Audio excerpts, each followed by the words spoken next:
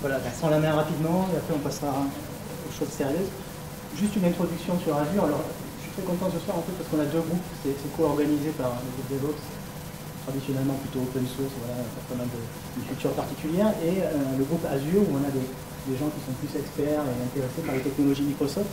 Et je trouve que ce meet-up en fait il illustre assez bien les changements stratégiques qu'on peut avoir aujourd'hui sur le marché, en particulier avec Microsoft, qui fait un virage depuis quelques années, justement qui devient un peu open source friendly, qui supporte au travers de son infrastructure maintenant beaucoup de Linux, je crois que c'est même une majorité, qui supporte divers langages, au-delà des langages traditionnels chez Microsoft.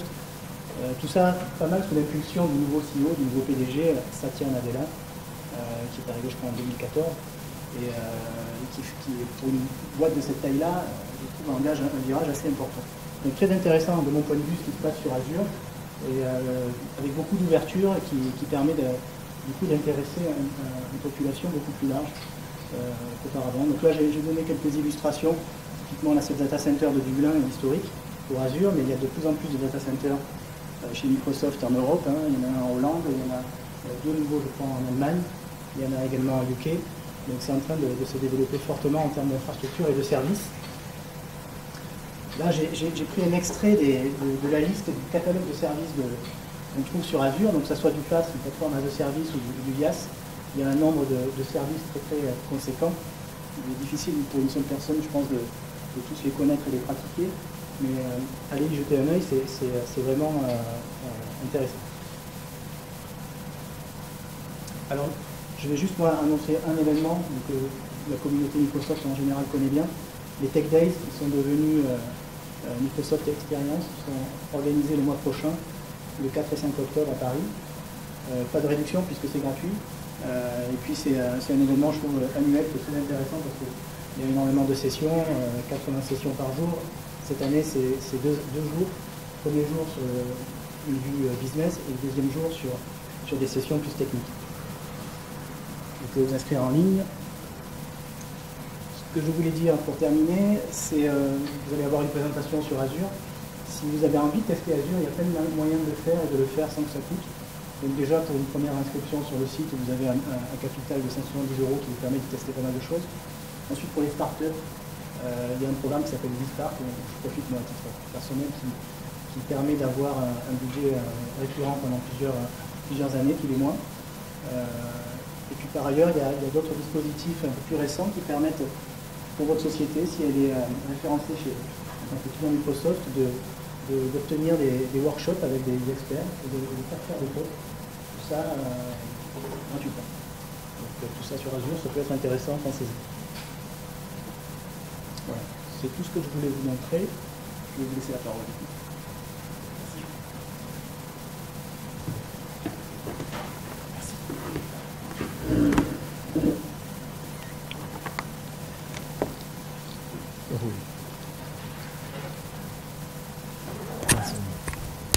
Hop, on va prendre le petit micro.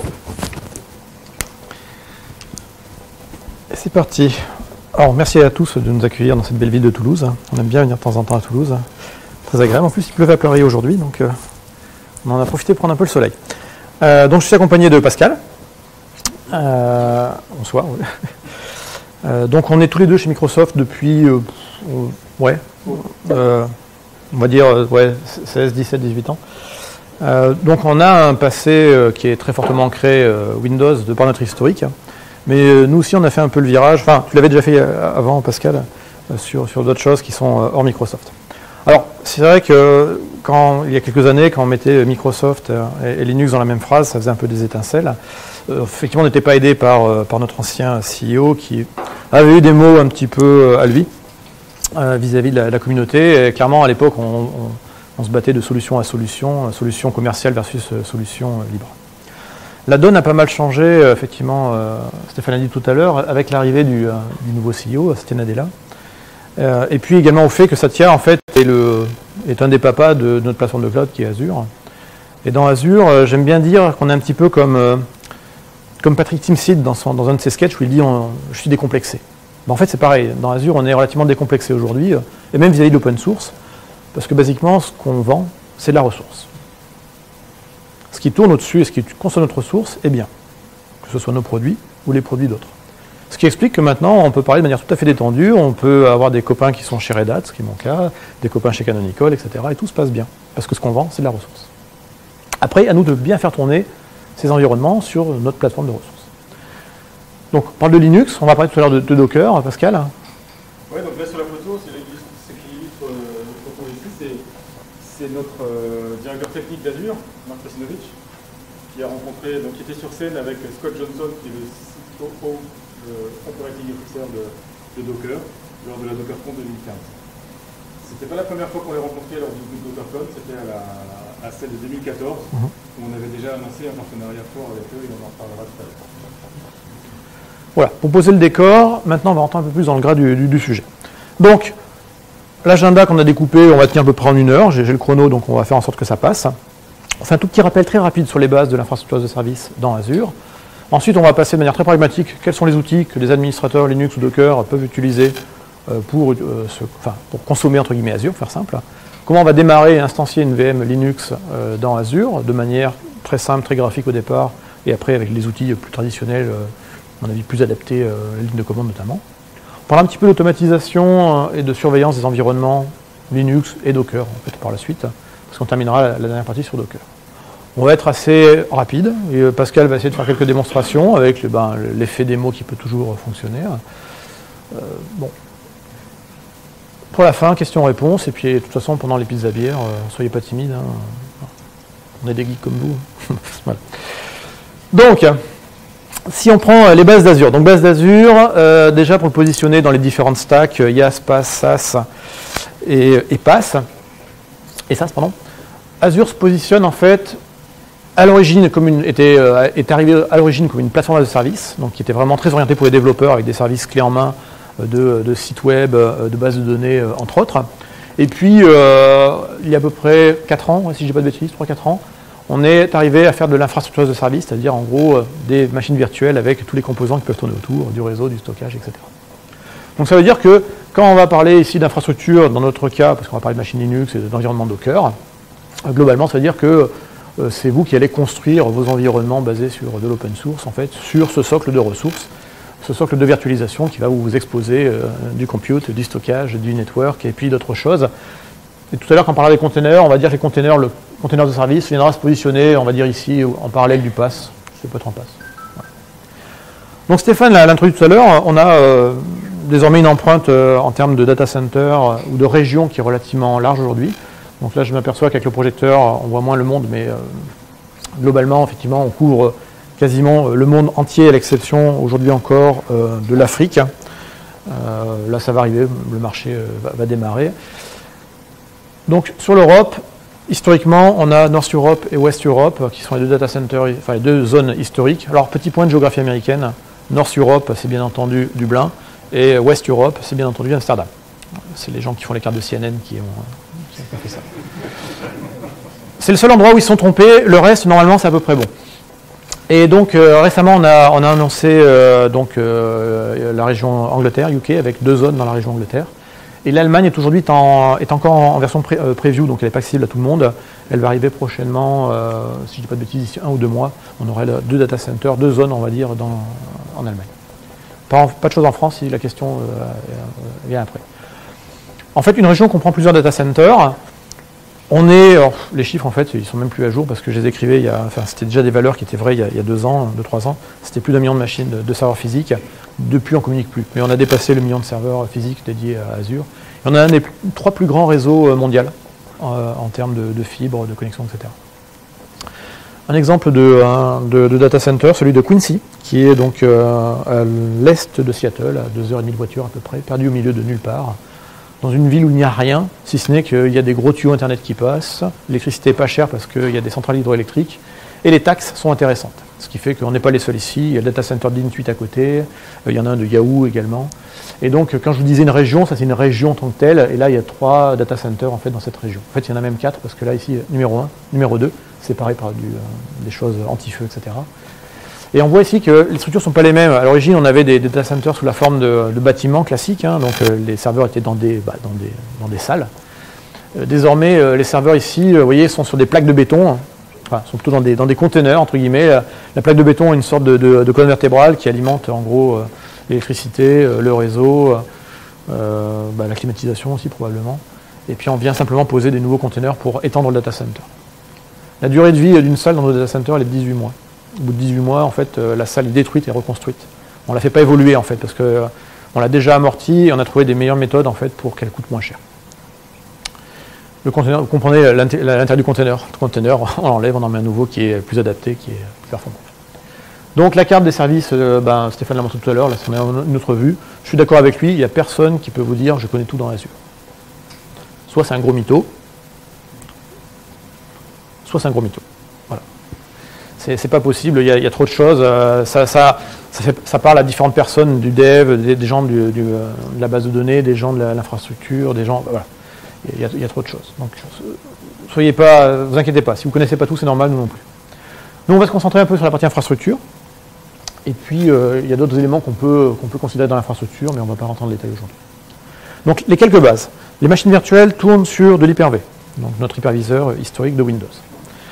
On peut faire tourner du Windows client, du Windows Server et du Linux. On a des images préconfigurées dans une galerie qui font que, pour déployer une instance de machine virtuelle d'un système Linux X, Y ou Z, ce sera très rapide, parce qu'en fait, tout est déjà packagé avec une image qui est maintenue à jour par les éditeurs régulièrement sur les bases à peu près tous les mois. On a des agents qui vont permettre d'enrichir, on va en parler tout à l'heure, et on accède à distance, bien entendu, à ces machines sur du SSH. On n'a pas d'accès console direct, bien qu'on en reparlera un petit peu tout à l'heure. Tout ce qui est stocké dans les machines virtuelles est stocké physiquement dans le data center sur au moins 3 disques différents. C'est-à-dire que ça ne sert à rien de faire des raids au sein de vos machines virtuelles. La résilience des disques, c'est nous qui l'assurons dans la fabrique, en fait, que vous ne voyez pas. Ça veut dire que ne créez pas des RAID 5 dans des VM, ça ne sert à rien. C'est assuré par notre fabrique. Par contre, si vous voulez augmenter la performance de vos disques, vous pouvez faire des RAID 0 et agréger en fait les I/O par seconde des différents disques virtuels. Et on a différentes tailles de machines virtuelles, différents types de machines virtuelles, plus ou moins importantes en fonction, entre guillemets, de la puissance qu'on a besoin. Donc on a des très grosses machines virtuelles, on les appelle les Godzilla, les G. Donc pour vous donner l'idée, G5, c'est 32 virtual CPU, 448 Go de mémoire, de RAM, je parle de RAM, et 6,5 Tera maximum de SSD à peu près volatile, parce qu'on peut rajouter encore derrière 64 Go de SSD. Et on peut monter à 80 000 I/O par seconde sur ces machines-là, donc très grosses machines. A l'inverse, les petites machines, les machines A, qui vont commencer à 1 cœur, 700 Mb de mémoire, donc la petite machine. Donc, plus c'est gros, plus c'est cher, plus c'est petit, plus c'est pour l'usage généraliste. On a du stockage traditionnel à l'origine qui est rotatif et on a rajouté du SSD. Là encore, vous voulez beaucoup plus de performance, vous choisissez vos modèles de SSD plus ou moins performants et donc plus ou moins chers. Dans les nouveautés qui arrivent juste là, qui sont à peine disponibles, les séries N vont exposer en fait des GPU NVIDIA pour faire par exemple du GPGPU ou de la virtualisation d'applications et dans ce cas-là le traitement est fait dans le data center. Alors, on l'a dit, mais on aime Linux parce que potentiellement pour nous c'est un client qui va consommer nos ressources. Et aujourd'hui on est à peu près à 1 sur 3, à peu près 33% à l'échelle mondiale de machines, d'instances virtuelles qui sont des machines Linux dans Azure. En fonction des pays, ça peut varier. En France, on est légèrement au-dessus des 33%, pas beaucoup, mais on est légèrement au-dessus, parce qu'effectivement, culturellement, la France est assez open source, assez Linux. On supporte la majorité des distributions. Après, on ne peut pas toutes les supporter par leur nombre, mais globalement, on supporte des distributions très communautaires ou des distributions commerciales, avec derrière des fois des subtilités. Par exemple, avec Red Hat, qui est la dernière distribution qu'on a annoncée en support, on a carrément en fait fait des bâtiments en fait où les personnes qui font le support Red Hat sont dans le même bâtiment que les personnes qui font le support Azure. Ce qui du coup simplifie entre guillemets la résolution des problèmes. On avait la même chose également avec SUSE, si je ne dis pas de bêtises. Avec Canonical, on a fait plein de travail avec Canonical. Donc Ubuntu est très bien supporté depuis longtemps. Et on a des modèles de déploiement de clusters assez larges pour les containers notamment qui sont sur des bases Ubuntu. Et puis Oracle, Oracle on était le premier fournisseur de cloud où Oracle certifiait ses solutions, les certifiait, c'est-à-dire que vous pouvez appuyer son support, il ne vous jetez pas. Donc aujourd'hui, tout ce qui est Linux Oracle ou application Oracle, qu'elles tournent sous du Windows ou du Linux, sont supportées par Oracle sur notre plateforme. FreeBSD, c'est pas réellement du Linux, mais on va le considérer dans le même monde. Il n'y a pas très longtemps qu'on supporte FreeBSD en 10.3. La raison principale, c'était tous les fournisseurs de appliances virtuels réseau qui, eux, ont l'habitude d'utiliser ce système ou un dérivé pour faire leurs appliances. Donc, c'est désormais supporté dans sa version 10.3 et ultérieure. Concernant le réseau dans Azure, donc, tout ce que vous allez manipuler sera des objets virtuels, mais on va retrouver donc des réseaux virtuels que vous allez pouvoir subdiviser en VNet. C'est des réseaux où vous allez pouvoir mettre de la sécurité dessus, des ACL, vous allez pouvoir faire également ce qu'on appelle des Network Security Group, on va dire du firewall basique de type ipétable. On a des load balancers. Load balancers que vous allez pouvoir piloter et instancier, soit des load balancers publics avec exposition sur Internet, soit internes si vous avez par exemple un cluster de base de données derrière et que vous voulez l'utiliser. On peut relier bien entendu tous ces réseaux virtuels et ces subnets à des réseaux existants qui sont dans l'entreprise, au travers de VPN site à site par exemple. On a également des connexions plus rapides qui passent par du MPLS ou des liaisons dédiées qu'on appelle ExpressRoute. Et dans ce cas-là, il y aura un accord tripartite entre Microsoft, vous, client, et puis l'opérateur qui va faire cette liaison de type, ça peut être Orange, Equinix ou autre. On a des appliances virtuelles qui vont vous permettre d'enrichir, de rajouter des firewalls, par exemple applicatifs, si nous on ne les fournit pas, du WAF par exemple, ou des accélérateurs. Et le stockage, j'en ai parlé tout à l'heure, donc tout est stocké sous la forme de comptes de stockage, qui eux-mêmes se subdivisent en containers, et dans les containers on met des objets. On a différents modes de redondance, donc le mode le moins cher, les fameux 3 disques physiques dans le data center, on appelle ça le LRS, donc c'est à l'échelle d'une région. Maintenant vous pouvez dire, si la région elle tombe, ce qui ne devrait pas arriver, mais j'aimerais avoir une redondance sur une deuxième région, le ceinture et bretelle, donc on peut faire du GRS, dans ce cas-là, toute donnée sera écrite 6 fois. 3 fois dans 3 disques durs différents de 3 racks différents de la première région, 3 fois dans 3 racks différents de 3 disques différents de la deuxième région. On a différents types de formats, je ne vais pas entrer dans le détail. On a du stockage premium qui est sur base SSD, et à l'inverse, on a du stockage qu'on appelle cold, qui est, alors en termes de prix aujourd'hui, l'équivalent de ce que fait Amazon avec Glacier, c'est-à-dire du stockage, entre guillemets, où la latence d'accès est un peu plus lente, par contre, le prix divisé par 4. Donc intéressant quand, par exemple, vous voulez externaliser des backups, des sauvegardes, des archives, etc. Et puis on a différents outils de copie, qui peuvent être des outils sous Windows ou sous d'autres systèmes, pour faire de la copie au travers d'Internet de données. Si la volumétrie devient trop importante, dans ce cas-là, on a des outils d'import-export, et donc on va pouvoir copier ces données, sa grosse volumétrie, sur des disques durs physiques, chiffrés, et les envoyer par FedEx ou un coursier agréé, et ce sera importé dans nos data centers. Voilà, là je vous ai fait le topo très rapide de ce qu'on sait faire dans du IaaS. Maintenant Pascal, tu vas passer de manière plus pragmatique sur les outils d'admin pour tout bon admin Linux. Hop, je te passe ça et ça. Donc tout ceci, il faut l'administrer, finalement. Il va falloir créer nos machines virtuelles, créer nos environnements de travail, etc. dans Azure, et les administrer par la suite. Donc on va s'intéresser principalement effectivement à l'administrateur Linux et comment il va pouvoir administrer tout ça. Donc on a évidemment l'interface la plus naturelle qui est le portail web. On avait historiquement un portail web d'administration qui s'appelait le portail classique, qu'on utilise de moins en moins aujourd'hui au profit du nouveau portail d'administration, le dit moderne ou dit nouveau portail, qu'on vous montrera. On vous montrera uniquement ce portail-là aujourd'hui, puisque l'ancien est de moins en moins nécessaire. Il y a de moins en moins de fonctionnalités qui sont gérées que dans l'ancien portail. Azure CLI, qui est indiqué en rouge ici, c'est la ligne de command, Command Line Interface, que vous pouvez utiliser pour manipuler Azure depuis n'importe quel OS. Donc vous pouvez utiliser depuis Linux, depuis macOS, depuis un Windows, depuis ce que vous voulez du point de vue qu'il y ait, du moment qu'il y a du Node.js sur cette machine-là. Donc c'est simplement quelque chose qu'on installe avec NPM, avec Node.js. On installe Azure CLI et on a accès à notre commande, ligne de commande Azure. Historiquement, dans Windows, on utilise plutôt PowerShell. Donc PowerShell et PowerShell DSC pour Desired State Configuration si jamais on veut faire de l'infrastructure as code à ce niveau-là.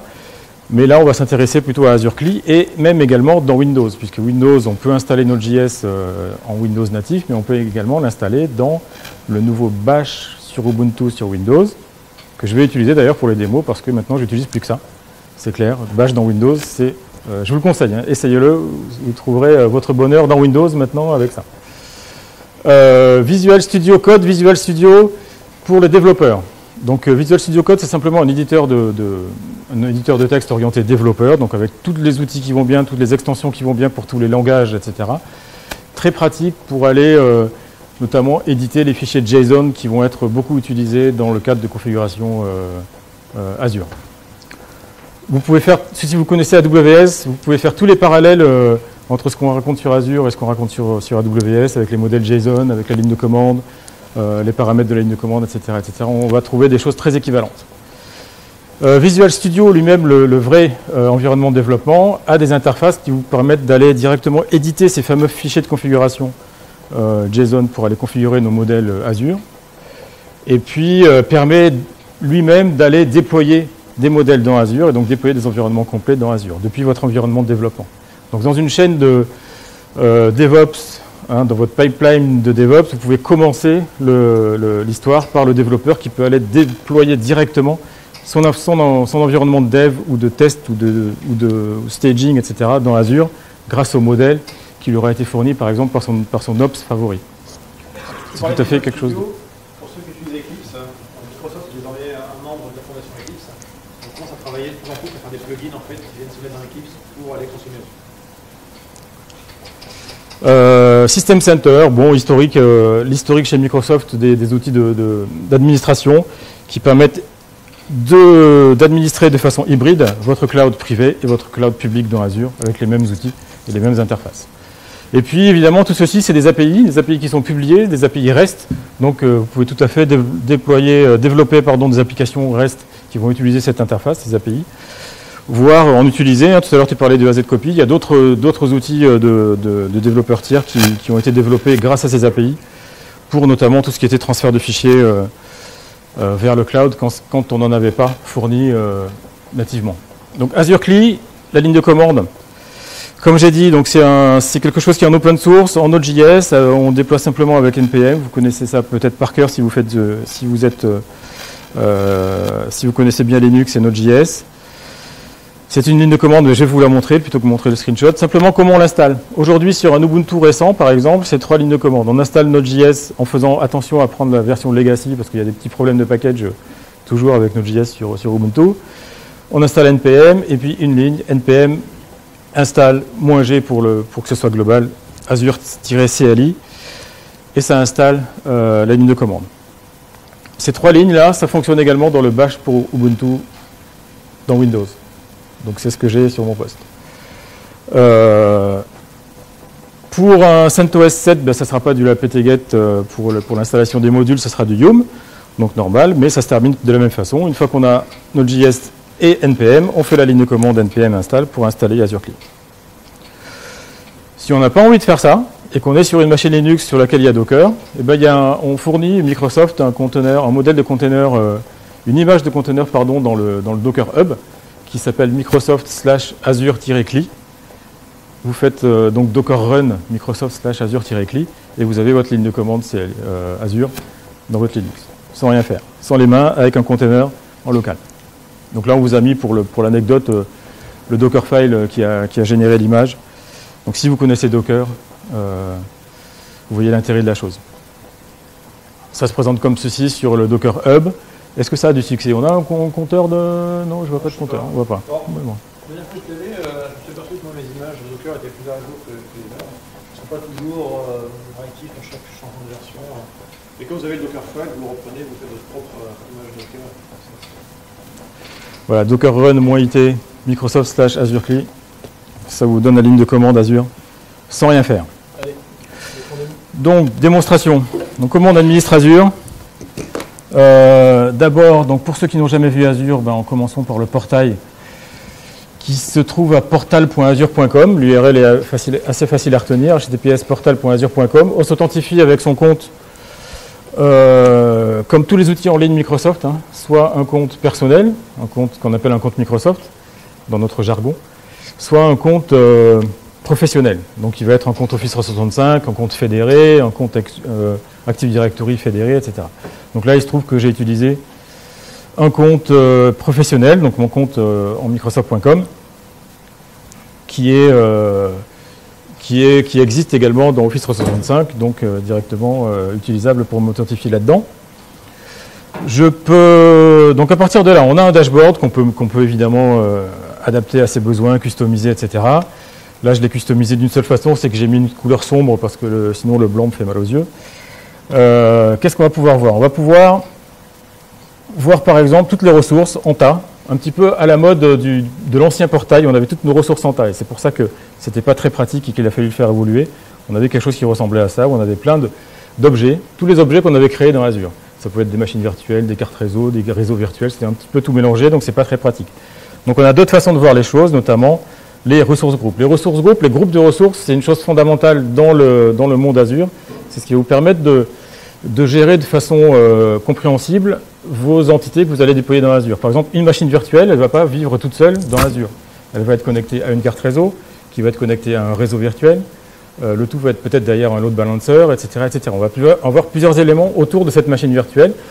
Et la notion de autour d'eux, ça va être un groupe de ressources, un ressource group, qu'on va pouvoir regarder ici. Par exemple, si je regarde ici, j'ai un groupe de ressources qui contient une machine virtuelle et tout ce qui va autour.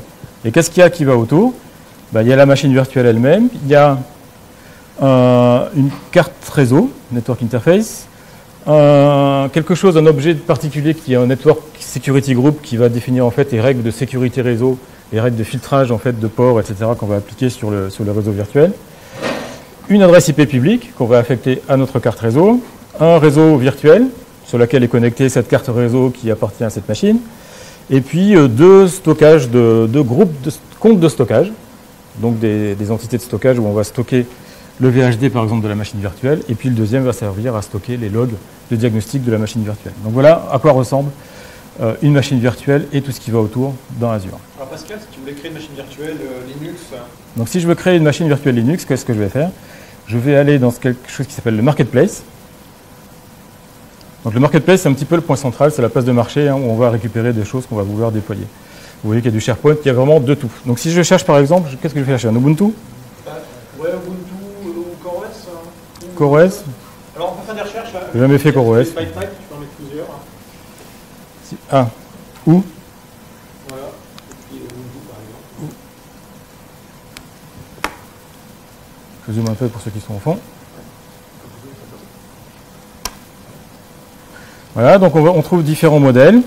Je vais zoomer sans bloquer, voilà. Des CoreOS, des Ubuntu Server 16.04 LTS, qui est la dernière, etc. Et puis des versions particulières qui ont déjà des applis installées dessus. Par exemple, là, je vois un JRuby sur Ubuntu, etc., etc. Parce qu'on a fait une recherche sur le mot-clé Ubuntu. Donc on va choisir un Ubuntu Server 16.04 LTS, qui est quand même le standard qu'on utilise souvent actuellement. On va garder le mode Resource Manager, donc qui est le dernier mode de déploiement de machines virtuelles dans Azure. On clique sur le bouton Create et là on va avoir différentes étapes de configuration de notre machine virtuelle. Toutes ces configurations-là, c'est en fait ce qui m'a été imposé par le modèle de déploiement de ce que je suis en train de déployer. Donc un nom de machine, donc démo Toulouse, Ubuntu Toulouse, plus clair. Du SSD, allez, un nom d'utilisateur. Ensuite, on me propose de soit copier une clé publique SSH, soit choisir un mot de passe pour mon utilisateur. Là, pour aller plus vite, je vais choisir un mot de passe.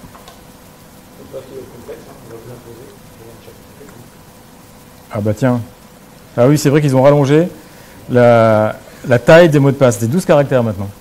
Si, 12.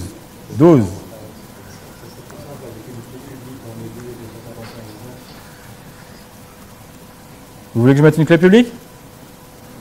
Vous me challengez là?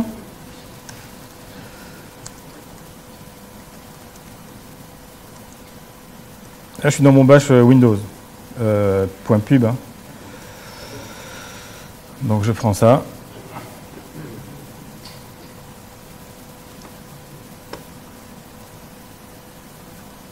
Paste. Voilà. Un abonnement, c'est mon abonnement. Un nouveau ressource group, tiens. Je l'avais appelé Ubuntu Toulouse, et puis un lieu, donc West Europe, ça sera Dublin, non, ça sera Amsterdam, North Europe, ça aurait été Dublin. Une taille, donc j'ai choisi du SSD, donc je suppose, j'espère qu'on va me proposer des modèles de taille qui sont compatibles avec ce que j'ai choisi au niveau du SSD. Donc je vais prendre un Docker 7 Go, ça me paraît pas mal ça. Donc là, vous avez un coût qui est estimé, je pense bien estimé par mois. Pourquoi estimé? Parce que les mois varient entre 28 et 31 jours. Donc en fonction de la localisation, vous allez choisir la machine virtuelle. les prix vont changer. Pourquoi? En fait, pour tirer les prix vers le bas par rapport à la concurrence, par exemple, autre, en fait, tous les paramètres vont rentrer en jeu. Le coût d'immobilier, les VM qui seront à Tokyo, à Singapour, vont coûter cher, à cause des data centers qui sont en peu. Le réseau, le Brésil, le réseau coûte cher, etc. etc. Donc ça veut dire que une même machine pourra coûter peut-être 55 € en Europe et peut-être 60 € au Brésil, peut-être 65 € à Singapour. Attention comme ça se passe. Alors, on va faire un nouveau réseau? Bon, ouais. Ou je prends un réseau qui existe? Ouais, pour un existant. Tiens, je vais prendre celui-là.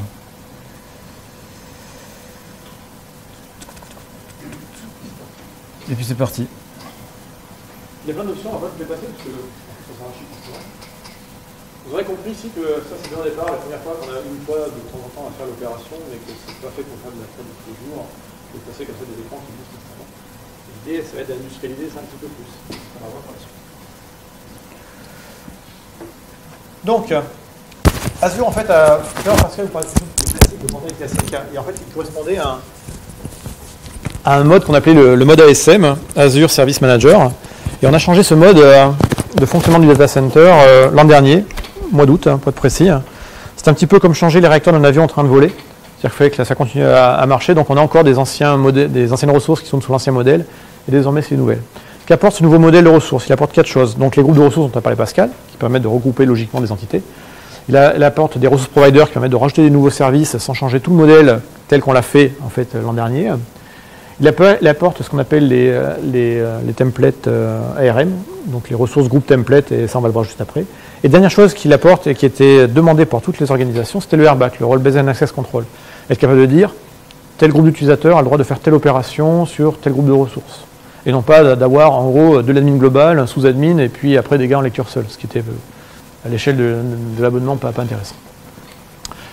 Ces modèles Azure, donc ce sont des fichiers, Pascal en a parlé tout à l'heure, des fichiers JSON, donc là on peut vraiment parler d'infrastructure as code, c'est-à-dire qu'on va modéliser en gros les différentes petits composants qui vous a montré tout à l'heure Pascal, la machine virtuelle, le stockage, le réseau, etc. On va modéliser le tout sous la forme d'un fichier texte en JSON, et qui va donc pouvoir sauvegarder dans un dépôt de code, enfin n'importe où en fait, finalement, un Git, un VSTS ou autre chose. L'avantage de ce fichier-là et de ce modèle déclaratif, c'est que en fait, il est reproductible à l'infini, on aura toujours les mêmes résultats. Principe d'idempotence. C'est-à-dire que vous déployez un environnement on va dire de test, je sais pas, à Dublin, vous allez redéployer avec le même fichier cet environnement de production aux États-Unis, et ça fonctionnera. Et ce sera pareil. Donc ça va simplifier finalement tout ce qui est montée de version et retour arrière en cas de problème pour être plus simple. Alors, pour commencer sur les Azure Templates, à partir de rien, quand on ne connaît pas trop JSON et puis qu'on n'a pas toute la structure, c'est un peu difficile. Donc, en fait, on a fait tout un ensemble de modèles. Donc, le mieux, c'est que vous prenez votre moteur de recherche préféré, qui est certainement Google, et vous tapez à l'intérieur Azure Quick Start Template. Les deux premiers liens devraient être les bons. Le premier va vous amener sur la page de Microsoft, où là, on a un peu revampé tout ça avec un petit moteur de recherche et puis des petites cases qui font apparaître les photos des gens qui l'ont fait et deux, trois petites choses. C'est juste en fait un réhabillage en fait de notre GitHub. On a un GitHub derrière en fait où tout est stocké. Donc le GitHub est accessible directement, vous pouvez le cloner bien entendu. Et donc vous allez retrouver dans cette zone de template plein de templates de plein de choses différentes, plus ou moins complexes. Ça peut être une machine virtuelle toute simple, ça peut être une architecture complexe. Je crois dans les gros templates récents que j'ai vus là, il y avait un template qui était fait par Pivotal, donc un Cloud Foundry. Donc là c'est carrément une plateforme de service qui vient se greffer sur notre infrastructure de service. Il y a 53 machines virtuelles. Donc ça vous monte tout de manière orchestrée en bloc. Donc ça c'est le GitHub, tout à fait classique, rien de spécial. Allez, micro. Micro, Serge. Merci. C'est pour la télé, hein, c'est pas... Voilà. Donc, comment déployer déploiement Linux avec Azure Resource Manager. Donc je remontre ce que vient de montrer Stanislas. Donc la version GitHub, tiens, vous avez noté, il y a eu un tweet hier, je crois, aujourd'hui, c'était ce matin, le temps passe vite, qui indiquait que Microsoft était depuis peu le premier contributeur open source dans GitHub, devant tous les autres. Donc c'est plutôt changement d'époque. Donc dans GitHub, on trouve l'ensemble des modèles. Donc c'est un petit peu laborieux à chercher là-dedans, mais si par exemple, tiens, je veux faire un simple FreeBSD, pourquoi pas, je suis tombé là-dessus. Ce qui est intéressant, c'est que soit je peux récupérer le modèle JSON qui est le Azure Deploy.json.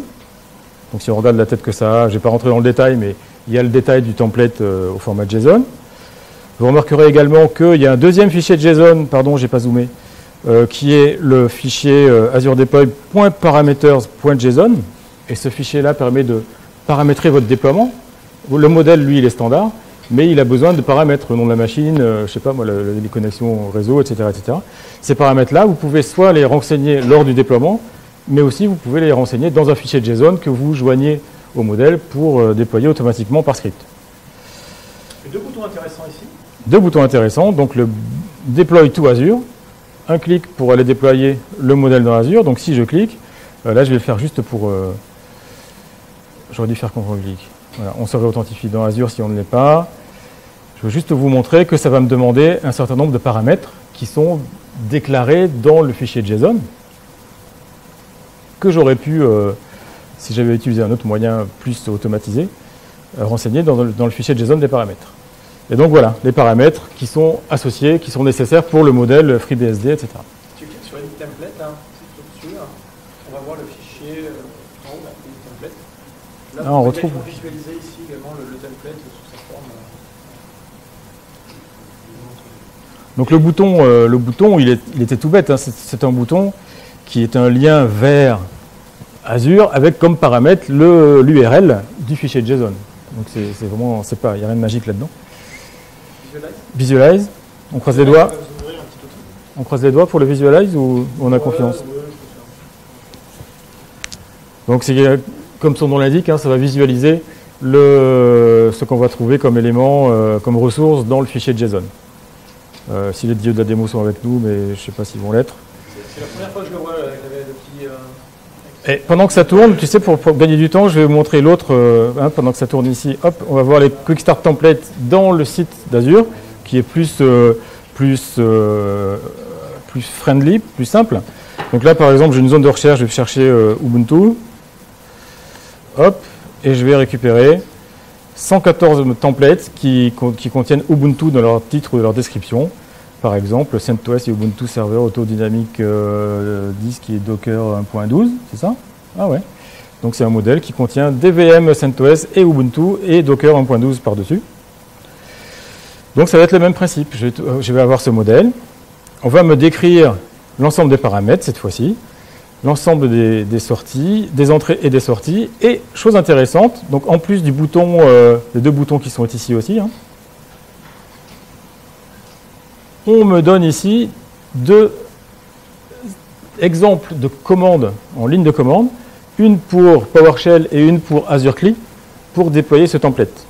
Donc en gros, si je veux déployer ce template depuis une ligne de commande Azure CLI, je prends ces deux lignes et je vais les exécuter dans mon Azure CLI. Donc en gros, il faudrait, si je voulais le faire, que je spécifie dans la ligne de commande. Donc vous voyez, c'est un Azure Group Deployment Create. Donc je vais travailler sur un groupe de ressources. Je vais créer un déploiement à l'intérieur, créer un déploiement. Et quels sont les paramètres? Le nom du groupe, le nom du déploiement que je dois donner, l'URL du modèle JSON qui est indiqué ici, qui est mon modèle sur lequel je travaille là. Et puis c'est tout. Éventuellement, je pourrais rajouter une dernière option qui est, donc j'ai oublié le nom de l'option, qui est le fichier parameters.json qui contiendrait tous mes paramètres. Sinon, la ligne de commande va me demander interactivement tous les paramètres. Hop, pendant ce temps-là, à Veracruz, ça tourne. Pendant ce temps, pendant que ça tourne, je ne sais pas, je peux vous montrer également, parce que je ne voulais pas montrer tout à l'heure, que la ligne de commande Azure CLI, installée donc dans mon bash, dans Ubuntu, dans Windows, donc en natif sur Windows en fait, fonctionne effectivement. Je peux par exemple lister les groupes de ressources dans mon abonnement Azure, et a priori, je dois trouver quelque chose qui s'appelle Ubuntu Toulouse. Là, voilà, j'ai mon groupe de ressources Ubuntu Toulouse qui est présent ici. Si je regarde le groupe Show Ubuntu Toulouse, je dois voir le contenu des ressources qui sont dans ce groupe de ressources. Voilà. hop, comme le visualisateur a eu un peu de mal, voilà, il est toujours là comme ça. On va revenir au slide. On va revenir au slide, F5, Shift F5. Et je rends le micro. On reviendra sur le visualisateur, il n'y a pas de raison, mais c'est un petit tool. Donc on a vu comment déployer rapidement en ligne de commande ou par le portail des ressources, au sens large.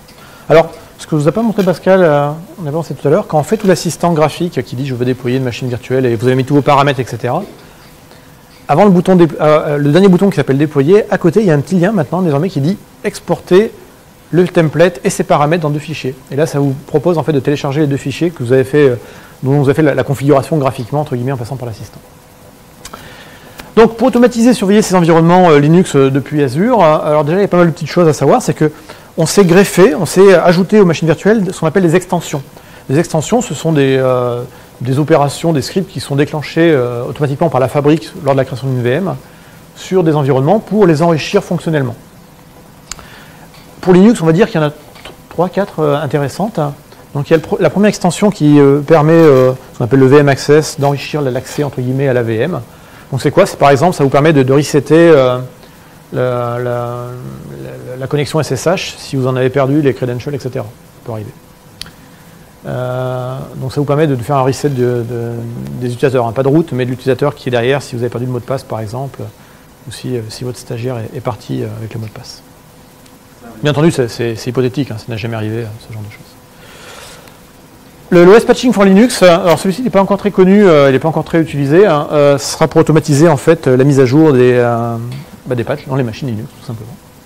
Et la dernière, qui est celle qui m'intéresse probablement le plus et qui vous intéressera probablement le plus, qui s'appelle le Custom OS Script for Linux, qui vous permet en gros de déclencher un script post-installation de la machine, script qui peut déclencher la reste des opérations, parce que le fichier ARM n'est qu'un fichier qui va décrire une structure de VM avec des objets, etc. Ce qui va se passer après à l'intérieur des OS, il va falloir déclencher des opérations post-installation de la VM, et c'est pour ça qu'on va utiliser le Custom Script for Linux. Bien entendu, si on est dans un monde DevOps, on va commencer à faire du Configuration Management, on est capable de provisionner les environnements avec des états désirés, de les maintenir en fur et à mesure. Donc, globalement, les solutions les plus connues fonctionnent sur Azure et sont supportées par Azure. Chef, Puppet, SaltSelect ou Ansible. Bon, ils ne marchent pas tous de la même façon. Si on prend le cas de Puppet Labs, de Puppet et de Chef, on a directement dans le marketplace des serveurs prêts à être installés et instanciés avec le côté serveur. Et on a des extensions pour les machines Linux, extension Chef ou extension Puppet, qui vont venir en fait installer directement lors de la création d'une VM l'agent Puppet ou l'agent Chef. Et vous faites passer comme paramètre à cette extension en gros les clés pour les identifiants pour se raccorder en fait au serveur donné. Du côté de Canonical, il y a un truc assez sympa, si vous connaissez peut-être, il y en a qui connaissent Juju. Ouais. Donc Juju marche très bien avec ARM à partir de Juju 2.x qui est encore en bêta. On est sur la bêta 18. Au passage, bêta 18 qui m'a cassé mon environnement, c'est pour ça que je ne vous le montre pas ce soir en démo, parce que on ne doit jamais modifier l'environnement quelque temps avant une présentation, et c'est ce que j'ai fait. Donc Juju marche bien, il faut juste prendre effectivement la version aujourd'hui qui est la version encore en cours de développement, qui est une version 2.x pour faire de l'ARM. Et à partir de là, vous pourrez, donc j'avais heureusement fait des captures d'écran avant, vous pourrez donc du coup déployer bootstrapper des contrôleurs Juju dans vos différentes zones data center Azure, et à partir de là, vous connectez sur ces contrôleurs, soit via leur très belle interface graphique, soit avec la ligne de commande Juju, et vous pouvez déployer après vos workloads directement.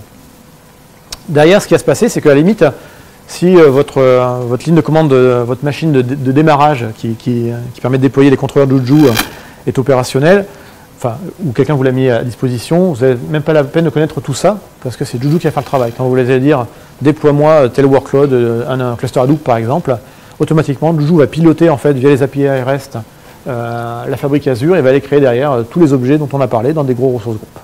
Donc chaque fois que vous ferez un modèle, ce qu'on appelle un modèle dans Juju, ça créera un ressource groupe particulier avec un UID derrière. Également très pratique, le couteau qui enlève les pépins. Non, c'était pas ça. En fait, c'est ça. Je vous ai dit tout à l'heure, on a accès à SSH en remote à la machine. Des fois, quand la machine, on n'arrive plus à s'y connecter en SSH, puis il y a une raison. il peut y avoir un problème. On n'a donc pas d'accès direct à la console, mais on commence à avoir un outil qui permet d'avoir un accès direct à la console. On appelle ça le boot diagnostic. Ça vous donne une image en fait de ce qui se passe dans le chargement du Linux. C'est plus intéressant pour du Linux que pour du Windows typiquement, par exemple. Donc ça a vraiment été conçu pour ça. On a également des outils pour monitorer ou consolider les logs provenant d'environnements, on va dire open source, Linux, etc. Donc on a un service dans Azure qui s'appelle Azure Logs Analytics, que certains retrouvent dans les vieilles interfaces, qui s'appelle OMS, Operation Management Suite. Mais le vrai nom, c'est Azure Logs Analytics. L'objectif de cette solution, c'est de consolider des logs provenant de différentes sources et d'être capable après de les cruncher, donc d'en sortir quelque chose d'intelligible ou d'en faire de la recherche de manière super rapide. Alors, on savait très bien le faire sur du Windows. On a ouvert les options pour pouvoir intégrer au mieux maintenant du Linux là-dedans, quel qu'il soit. Donc, on va avoir un agent qui va tourner en fait sur les serveurs Linux ou les containers Docker, on en parlera tout à l'heure, ou un agent qui proviendra de systèmes de supervision classiques comme Nagios, Zabbix. System Center, c'est du Microsoft, ça compte pas. Et l'idée, c'est qu'ensuite, on va remonter tout ça. Donc l'architecture derrière, on n'a pas réinventé la poudre, on s'est là encore réappuyé sur des briques de l'open source assez connues. Donc on utilise du FluentD et tout ce qui est OMI. Et donc tout ça va permettre de faire la collecte des informations de type compteur de performance, syslog, mais également tous les journaux qui peuvent lier à des applicatifs comme Apache, MySQL. Ce qui est container Docker, ça c'est nouveau. Et puis également, on a du PowerShell DC pour Linux ici, mais c'est encore quelque chose de très, très, très jeune. Et du coup, on envoie les logs en fait directement sur la plateforme, sur le serveur OMS, et après, on va travailler avec ces logs. Alors, ce qui est bien, c'est que je vous dis, les extensions, ça permet par exemple de rajouter des fonctions à une machine Linux. Donc, on a une extension OMS qui vient se plugger sur une machine Linux. Vous avez juste à fournir l'extension OMS, ce qu'on appelle le workspace OMS, c'est-à-dire votre clé unique et votre identifiant de votre zone de stockage de logs. Et automatiquement, en fait, l'extension va venir se paramétrer dans la machine Linux lors de l'instanciation. Donc, si on regarde un peu le détail de ce qu'il y a dans OMS, il y a toutes ces choses-là. Effectivement, il va y avoir tout le monitoring de Apache, de MySQL, de Docker, plus d'autres petites choses derrière qui évoluent. Là, je pense que la capture d'écran que j'ai faite ici est plus réellement à jour. L'intérêt derrière, c'est qu'après, vous allez pouvoir rechercher directement dans cet outil, cette console graphique, en fait, des informations qui peuvent provenir peut-être de 50 serveurs différents. Et vous allez dire, j'aimerais bien savoir ce qui s'est passé de warning de telle date à telle date. Et là, vous avez un super moteur en fait, de recherche dans les logs. C'est tout l'intérêt de la chose. L'intérêt également, c'est que c'est un modèle freemium. C'est-à-dire que de manière gratuite, vous pouvez utiliser OMS en fait, pour 500 mégas de données envoyées et 7 jours de rétention. Ça ne vous coûtera rien. Donc vous pouvez l'essayer. Le truc, ça vous intéresse, vous le gardez après, vous prenez la version standard ou la premium. La différence, c'est plus de volumétrie stockée et plus de rétention. La premium, c'est un an d'extension de log en fait et un stockage qui est relativement très très long. Donc ça va se présenter comme ça. L'interface a changé hier, donc hier j'ai refait des captures d'écran. Donc vous allez d'abord définir quelles sont vos sources connectées, donc quelles sont les sources qui vont alimenter en gros ce stockage de log. Donc vous avez bien entendu du Windows et d'autres choses. Et donc vous avez là-dedans les serveurs Linux avec les liens de téléchargement de l'agent. Et puis ensuite, vous allez dire qu'est-ce que je veux ramener comme log provenant de mes Linux. Donc ça peut être déjà des compteurs de performance, ou ça peut être des choses qui proviennent des syslogs. Et là, vous allez dire en fait quels sont les démons, les services qui vous intéressent à remonter, parce que c'est là encore un vieil adage, trop d'infos, tout l'info, ça ne sert à rien de collecter pour collecter. Une fois que vous avez ça, après vous avez un moteur de recherche qui est super puissant, que vous pouvez après exporter sur de l'Excel, etc., que vous pouvez sauvegarder des requêtes. Par exemple, moi je veux rechercher les événements de type sécurité qui ont eu lieu sur mes serveurs Linux pendant les 3 dernières heures. Donc ça, en fait, il y a un langage de type un peu regex qui existe, dans lequel vous définissez votre requête de recherche. Vous pouvez la sauvegarder, et après, simplement, vous revenez sur l'interface, dites, hop, j'envoie ma recherche, je n'ai pas à la retaper, et vous la retrouvez. Et donc après, vous avez des sliders également pour pouvoir dire de telle date à telle date, et puis après, vous avez le retour de vos informations. Là encore, sur les compteurs de performance, on n'est pas sur de la performance en temps réel. On peut tomber à peu près à du 10 secondes, quoi. Des courbes, pas en temps réel, mais toutes les 10 secondes. Ça ne sert à rien de faire du temps réel, c'est un peu con, ça génère du trafic pour rien, la plupart du temps. Donc le minimum, c'est 10 secondes.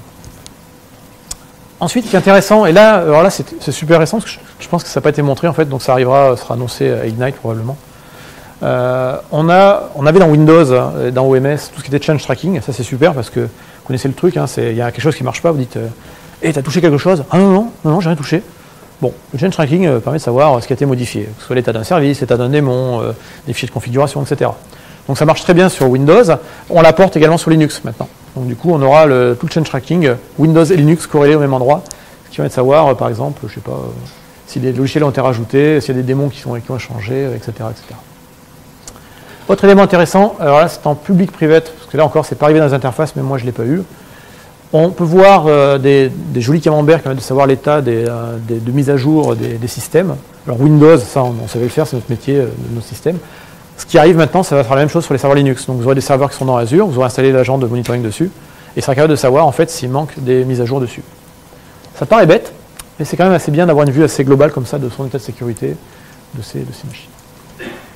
Parfait dans le timing. On passe au container.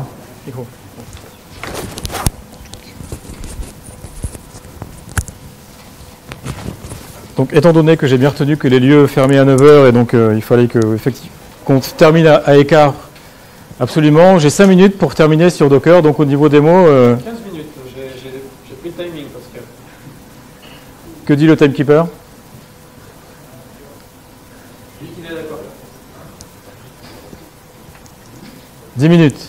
Allez. Voilà, 10 minutes. Donc les conteneurs Docker dans Azure. Donc effectivement, si il y a la communauté DevOps qui est présente ici, donc vous êtes forcément au courant de Docker. Je vais faire un petit sondage. Qui n'a aucune idée de ce que c'est que Docker et comment ça marche? Question l'inverse. Ça compte pas? Non mais c'est cool. Et qui l'utilise en production? Ouais, c'est vrai. Assez peu quand même, mais bon, au milieu, il y a quand même une grosse majorité, quasiment tout le monde, qui voit ce que c'est. Donc je ne m'étendrai pas sur ce que c'est et à quoi ça sert, sur le fait que c'est plus dense que des machines virtuelles, c'est un intérêt différent, ça provient d'un historique sous Linux, c'est le conteneur LXC. On a le client, le moteur, l'API REST entre les deux, en HTTPS entre deux machines distinctes, ou sur un namepipe en Windows ou une socket, une Linux socket en local. Etc., etc. Vous connaissez l'histoire. Vous connaissez également certainement tout ce qu'il y a autour de l'écosystème Docker, donc la gestion des images, donc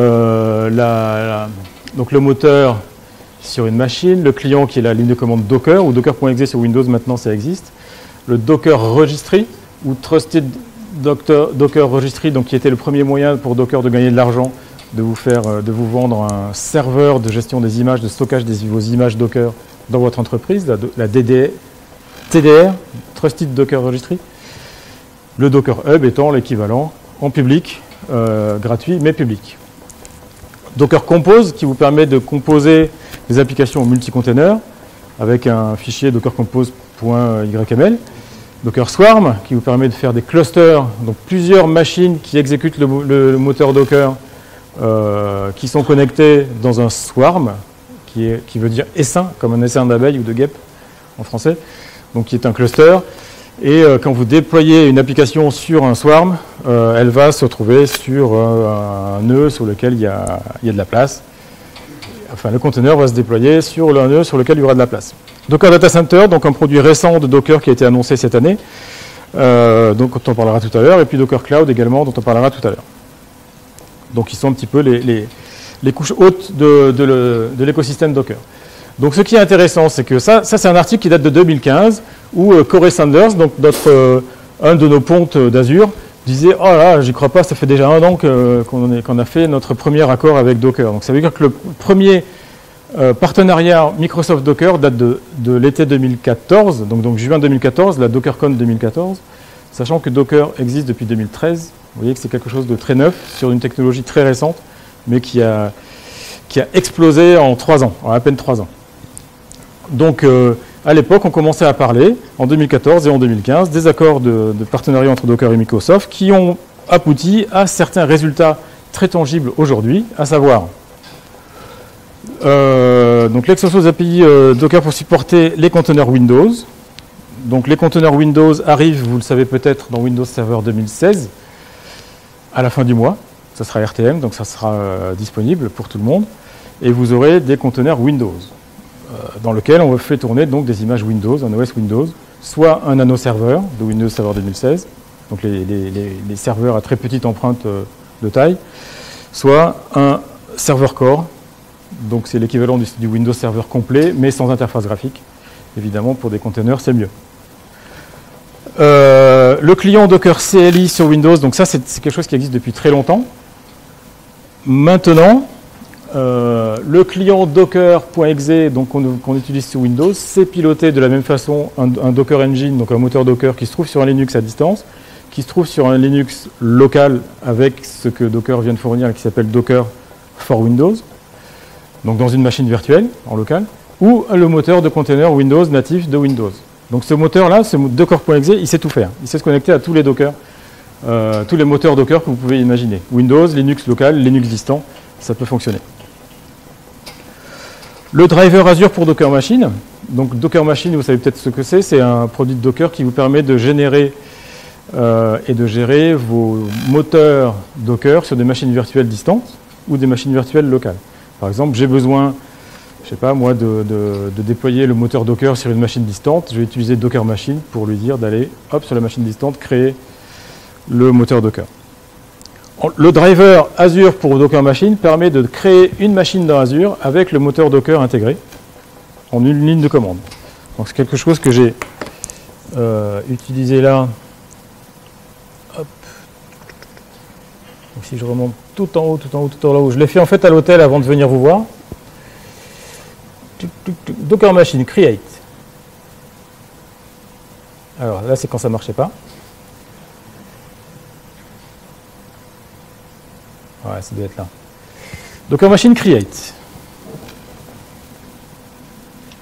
-D Azure, c'est-à-dire que je spécifie, je veux créer un nouveau moteur Docker.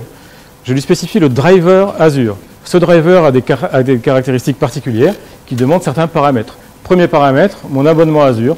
Je lui mets le GUID de mon abonnement Azure.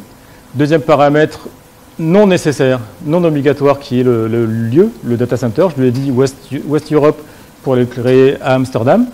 Et puis le nom d'un ressource group particulier, donc que j'ai appelé Docker Machine AMS comme Amsterdam. Ce n'était pas obligatoire. Par défaut, il crée un ressource group qui s'appelle Docker Machine en West US, donc aux US de l'Ouest. Et puis le nom de la machine virtuelle qu'il va créer là-dedans. Ensuite, il a des paramètres par défaut, mais on pourrait spécifier tout ça dans la ligne de commande. Des paramètres par défaut qui sont le nom du réseau, de la carte réseau, etc., la configuration du réseau, etc., etc. Et au final, il va me créer la machine, il va se connecter à la machine en SSH, il va installer dessus le moteur Docker, et ça marche. Et le résultat, c'est quoi? Le résultat, c'est que Docker Machine, mon Docker Machine en local, si je fais ls, je vais voir qu'il reconnaît bien ma machine virtuelle Docker VM, MyDocker VM qui est dans Azure, qui tourne en ce moment. Il a pingé pour vérifier qu'elle tournait. Je peux m'y connecter avec 2376. Et si vous connaissez Docker Machine, comment on l'utilise, comment on se connecte à ce moteur-là? Eh bien, on fait Docker Machine env, le nom de la VM, MyDocker VM. Donc là, il vérifie toujours qu'elle existe, tout ça, et puis il me dit, voilà, pour l'utiliser, ben, tu fais ça. Tu fais, hop, c'est-à-dire que tu refais cette même commande, mais en exécutant ce qu'il y a dedans, son résultat, pour avoir ces variables d'environnement dans mon shell. Et en particulier, vous voyez, Docker host égale, paf. Et simplement le fait de faire ça, fait que quand je vais faire Docker image, par exemple, Docker run, Docker... etc. Ben je vais voir, je vais communiquer avec mon moteur Docker distant. D'accord? Donc si je lui demande par exemple un pool, Docker pool de quoi? Qu'est-ce que je pourrais prendre? Microsoft /Azure-CLI. Là, je communique avec mon shell et mon client Docker qui est local, avec mon moteur Docker qui est dans ma VM dans Azure. Et c'est elle qui fait le pool. D'accord? L'extract, là, il est super rapide. Je ne sais pas la bande passante qu'on a ici, mais on n'a peut-être pas autant de bande passante. Donc là, on est dans Azure. On va récupérer le tout. Si je fais un run, effectivement, le container s'exécutera là-haut également. Donc ça, c'est Docker Machine avec son driver Azure. Qu'est-ce qu'on a également? On a l'extension Docker pour les VM. Donc c'est une extension sur le même mode de tout à l'heure qui permet d'installer le moteur Docker dans une VM. On a le support de Compose et Swarm dans Azure, etc., etc. Je passe sur tous les détails. On a la surveillance des conteneurs avec OMS, comme le montrait Stanislas tout à l'heure. C'est récent, ça va arriver.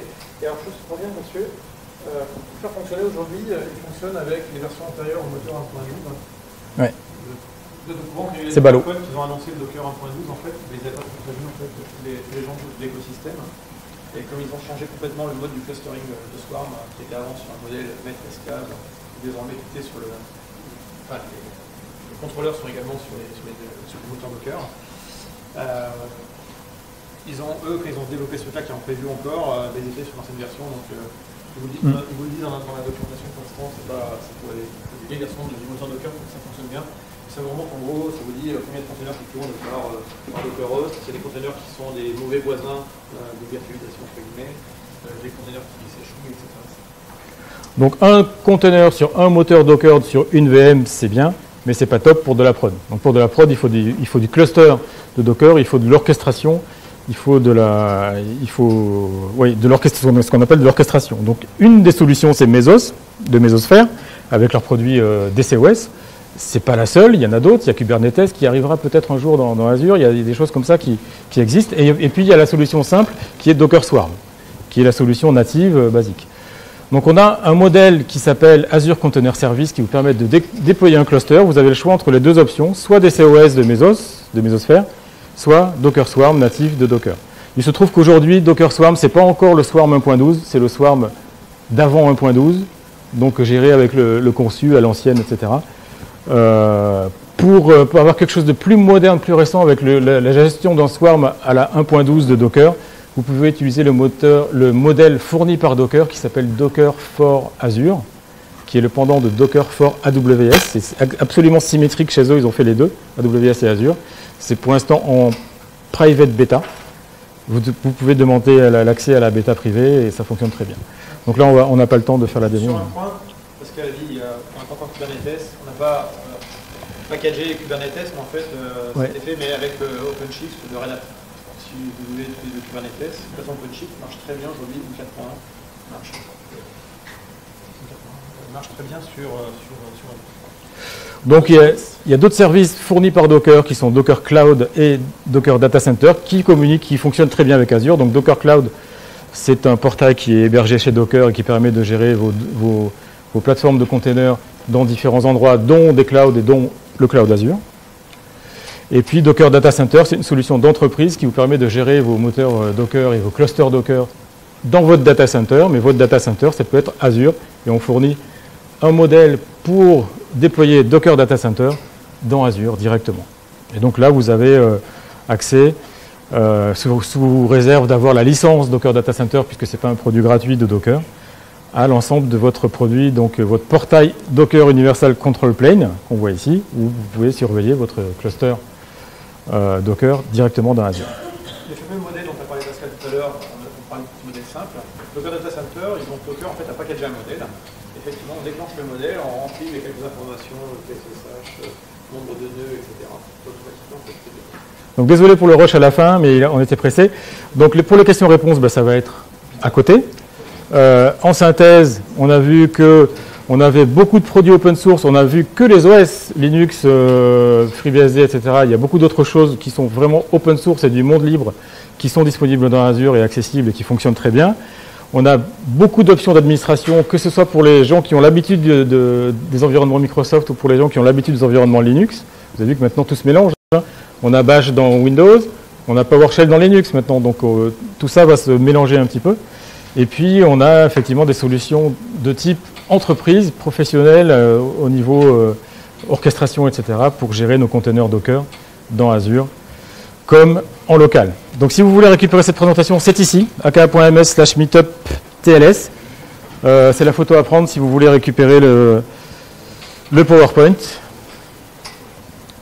Et puis donc il nous reste à vous remercier et on vous retrouve tout de suite à côté.